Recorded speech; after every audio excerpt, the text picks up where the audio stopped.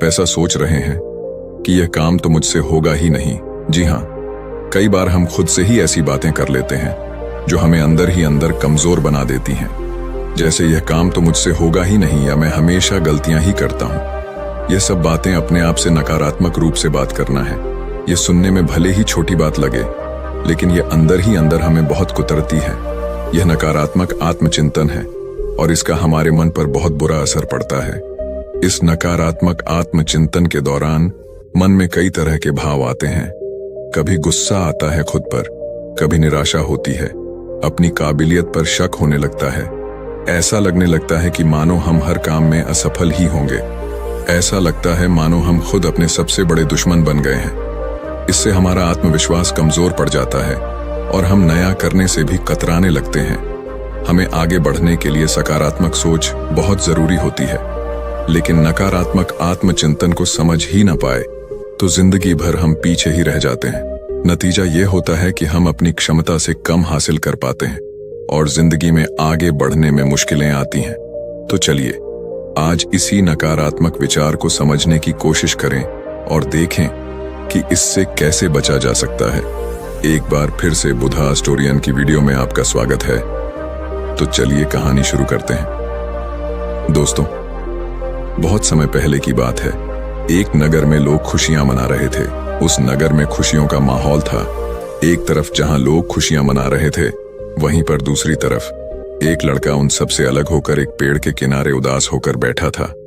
उसे मन ही मन यह चिंता सताई जा रही थी कि परीक्षा नजदीक आ चुकी थी और वह चाहकर भी पढ़ाई नहीं कर पा रहा था। वह चाहकर भी पढ़ाई में मन नहीं लगा पा रहा था। वह जितना पढ़ाई के बारे में सोचता, उसके चेहरे पर उतनी ही निराशा और हताशा बढ़ जाती।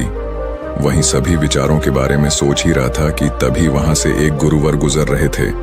उन्होंने जब उस लड़के को देखा तो वह यह समझ चुके थे कि लड़का कुछ परेशान है, जरूर कोई समस्या है। इसलिए वह उस लड़के के पास पहुंचे और उस लड़के से कहते हैं, क्या बात है बेटा?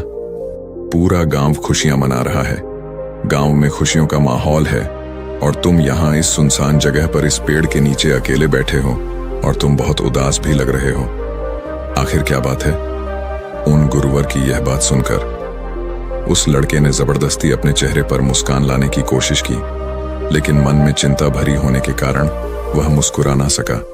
इस पर गुरुवर एक बार फिर उस लड़के से कहते हैं, क्या बात है बेटा? तुम इतनी गंभीर मुद्रा क्यों बनाए हुए हो? आखिर क्या समस्या है? तुम मुझसे बता सकते हो? इस पर वह लड़का उन गुरुवर से कहता है, हे गुरुवर, मेरी परीक्षा बहुत नजदीक आ चुकी है और मैं चाहकर भी पढ़ाई नहीं कर पा रहा। पढ़ाई में मेरा मन ही नहीं लग रहा। इस पर वह गुरुवर उस लड़के से कहते हैं, परंतु क्यों? इसके पीछे कोई तो कारण होगा। इस बार वह लड़का उन गुरुवर से कहता है, हे गुरुवर, मैं जब भी पढ़ाई करने बैठता हूँ और इस बीच अगर कहीं भी मैं अटक जाता हूँ तो मेरे मन में तरह तरह की शिकायतें उभरने लगती हैं। चिंता मुझे परेशान करने लगती है और एक के बाद एक नकारात्मक विचार मेरे मन में उमड़ते ही चले जाते हैं और उसके बाद मेरा पढ़ने में तनिक भी मन नहीं लगता।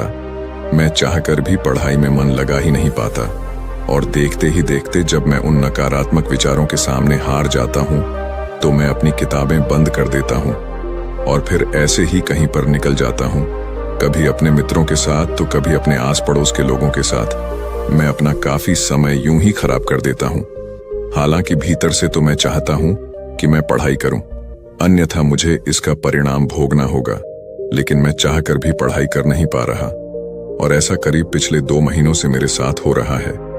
मैं इन नकारात्मक विचारों से जितना पाने की कोशिश करता हूं, ये नकारात्मक विचार मुझे उतना ही घेर लेते हैं और ये मुझे डराते हैं, मुझे परेशान करते हैं। मैं चाहकर भी इनसे छुटकारा नहीं पा रहा। उन गुरुवर ने उस लड़के की सारी बातें ध्यानपूर्वक सुनी और फिर वह उस लड़के से कहते हैं, बेटा, मैं तुम्हारी मन की बातें समझ रहा हूं, लेकिन क्या तुम इसे एक उदाहरण के तौर पर समझा सकते हो? इस पर वह लड़का उन गुरुवर से कहता है, हे गुरुवर, परीक्षा बहुत नजदीक है और मैंने कुछ हद तक पढ़ाई भी कर ली है, लेकिन जो बची हुई पढ़ाई है उसके लिए मुझे हर दिन करीब 10 से 14 घंटे तक यूं ही मन लगाकर पढ़ना होगा। इसके बिना मैं किसी भी हालत में अपनी पढ़ाई पूरी नहीं कर पाऊंगा। जब यह ख्याल मेरे मन में आता है तो मैं डर जाता हूँ मैं भीतर ही भीतर कांप उठता हूँ और देखते ही देखते मेरी हिम्मत जवाब देने लगती है और मैं हार मान लेता हूँ। और फिर उसके बाद मेहनत करने का मानो मेरा मन ही नहीं होता। मैं चाह कर भी ध्यान नहीं लगा पाता। और अगली चीज जो मुझे परेशान कर रही है, तभी फिर गुरुवर ने कहा, रुको रुको बेटा। उन गुरुवर ने उस लड़के को रोकते हुए कहा, पहले हम एक एक करके तुम्हारे मन के उन नकारात्मक विचारों को समझने की कोशिश करते हैं, उन चिंताओं के पार जाने की कोशिश करते हैं, उनसे कुछ सीखने की कोशिश करते हैं। इतना कहकर गुरुवर उस लड़के से कहते हैं, बेटा, तुम यह कहना चाहते हो कि तुम्हें इस बात की चिंता है कि तुम अपनी बची हुई पढ़ाई कैसे पूरी करोगे, तुम एक दिन में इतनी मेहनत कैसे करोगे।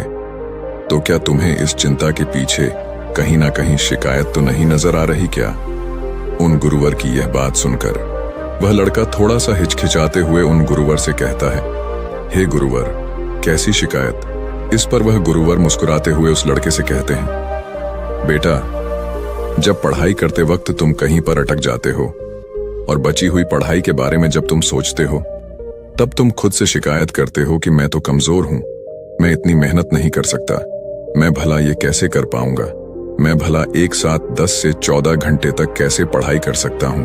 जरा खुद से पूछो, ये जो शिकायतें तुम खुद से कर रहे हो, ये सच है या झूठ, या केवल ये सभी तुम्हारे मन की एक सोच है। उन गुरुवर के इतना कहने पर वह लड़का कुछ देर के लिए मौन हो गया। उसे कुछ समझ नहीं आ रहा था कि वह उन गुरुवर को क्या जवाब दे। तभी वह गुरुवर उस लड़के से कहते हैं, बेटा, ऐसा कहाँ लिखा है कि तुम इतनी मेहनत नहीं कर सकते? ऐसा कहाँ लिखा है कि तुम्हारे पास इतनी मेहनत करने की क्षमता नहीं है? क्या किसी ने तुमसे ऐसा कहा है कि तुम इतना ध्यान लगाकर पढ़ाई नहीं कर सकते? इस बारे में वह लड़का जवाब देते हुए उन गुरुवर से कहता है, हे गुरुवर, आप सत्य कहते हैं, ऐसा तो मुझसे किसी ने नहीं कहा। इस पर वह गुरुवर उस लड़के से कहते हैं, बेटा, तो तुमने खुद से यह कैसे मान लिया कि मैं इतना कमजोर हूं और मैं ऐसा नहीं कर सकता, मैं ध्यान लगाकर पढ़ाई नहीं कर सकता? यह सब केवल तुम्हारे मन का एक भ्रम है। तो तुम्हारे मन की एक सोच है जिसे तुम अनजाने में बार बार सोचकर उस पर विश्वास करके उसे सच बना रहे हो। गुरुवर अपनी बात पूरी कर ही रहे थे कि तभी वह लड़का उन गुरुवर की बात काटते हुए कहता है, हे गुरुवर, अगर यह सच नहीं है तो फिर सच क्या है? उस लड़के की यह बात सुनकर गुरुवर मुस्कुराने लगे और उस लड़के से कहते हैं, बेटा, सच ये है कि तुम्हारे अंदर कितनी काबिलियत है, ये जानने के लिए तुम्हें आखिरी हद तक मेहनत करनी होगी, तुम्हें अपनी पूरी कोशिश करनी होगी। जब तुम अपनी पूरी क्षमता पर कार्य करोगे, अपनी पूरी क्षमता के साथ पढ़ाई करोगे, तभी तुम्हें पता चल पाएगा कि सच में तुम्हारी क्षमता क्या है। इस पर वह लड़का उन गुरुवर से कहता है, हे गुरुवर, तो अब मुझे क्या करना चाहिए? इस पर वह गुरुवर उस लड़के से कहते हैं, बेटा, मेरी बात ध्यान से समझो। हर चिंता के पीछे एक सकारात्मक संदेश होता है जिसे हमें पहचानने की आवश्यकता होती है। जैसे जब तुम्हारे मन में यह चिंता प्रकट होने लगी कि मैं अपनी बाकी की पढ़ाई इतनी जल्दी पूरी कैसे करूंगा, तो इस चिंता के पीछे सकारात्मक संदेश क्या था? इस पर वह लड़का कुछ देर सोच विचार करने के बाद उन गुरुवर से कहता है, हे गुरुवर, यहीं की परीक्षा बहुत करीब है और मुझे पूरा ध्यान और अपनी शक्ति लगाकर पढ़ने की जरूरत है। इस पर गुरुवर कहते हैं, बिल्कुल सही। तभी वह लड़का उन गुरुवर से कहता है, ठीक है, यह तो बहुत अच्छा तरीका है, इससे तो मैं आसानी से अपनी पढ़ाई पर ध्यान लगा सकता हूं। इतना कहकर वह लड़का वहां से जाने लगा। तभी गुरुवर उस लड़के से कहते हैं, रुको बेटा, अभी चिंता पूरी तरह से पार नहीं हुई है। जब भी तुम उस चिंता के पीछे का सकारात्मक संदेश समझ लो तो उसके लिए धन्यवाद करो और आगे बढ़ो। अपने से कहो कि मैंने उस चिंता के पीछे का संदेश समझ लिया है और अब मैं पूरी ईमानदारी के साथ मेहनत करने के लिए तैयार हूं। मैंने यह भी स्वीकार कर लिया है कि मेहनत करने में मुझे कष्ट भी होगा, तकलीफ भी उठानी पड़ेगी, लेकिन मैं हार नहीं मानूंगा। यह संदेश मुझ तक पहुंचाने के लिए आपका शुक्रिया। आगे गुरुवर लड़के से कहते हैं, जब तुम खुद से ऐसा कहोगे तो तुम्हें तत्काल अच्छा महसूस होगा, हल्का महसूस होगा, क्योंकि तुम्हारे अंदर का विद्वंद युद्ध पूरी तरह से समाप्त हो चुका होगा और तुमने उस चिंता के पीछे का संदेश भी अच्छी तरह से समझ लिया होगा। तुमने यह स्वीकार कर लिया है कि हाँ, मुझे लंबे समय तक ध्यान करने की आवश्यकता है, मुझे मेहनत करने की आवश्यकता है, साथ में मुझे थोड़ी सी कष्ट और तकलीफ भी उठानी पड़ेगी, हो सकता है कि इससे मुझे थोड़ी थकान भी हो, लेकिन मैं मेहनत करने से पीछे नहीं हटूंगा। यह सब स्वीकार करते ही तुम्हारे अंदर एक ऊर्जा उत्पन्न होगी, और ऐसा इसलिए होगा क्योंकि तुम्हारे मन का बोझ पूरी तरह से हल्का हो चुका है। तुमने उन चीजों को स्वीकार कर लिया है जो चीजें तुम्हारा मन तुमसे स्वीकार करवाना चाहता था, किंतु अब यही